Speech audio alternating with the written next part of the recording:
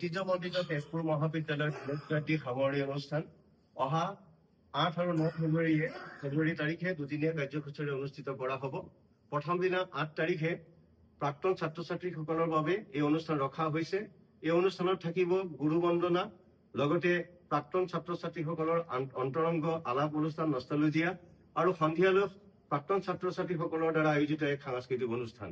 দ্বিতীয় দিনাখনৰ কাৰ্যসূচীত তেজপুৰ মহাবিদ্যালয়ৰ ছাত্ৰ ছাত্ৰীসকলৰ দ্বাৰা আয়োজিত এটি 12 দশনীয়া শোভাযাত্ৰা অনুষ্ঠিত কৰা হ'ব আৰু মূল সভাখন অনুষ্ঠিত কৰা হ'ব দিনৰ 12 বজাৰ পৰা, য'ত উপস্থিত থাকিব অসমৰ মাননীয় শিক্ষামন্ত্ৰী ডক্টৰ ৰণোজ পেগু ডাঙৰীয়া, উচ্চ শিক্ষা সঞ্চালিকা শ্ৰীমতী পমী বৰুৱা বাইদেউ আৰু মুখ্য বক্তা হিচাপে উপস্থিত থাকিব অসমৰ বিশিষ্ট সমালোচক চিন্তাবিদ ময়ূৰ আৰু সন্ধিয়ালৈ আমাৰ মূল সাংস্কৃতিক অনুষ্ঠান আয়োজন কৰা হ'ব।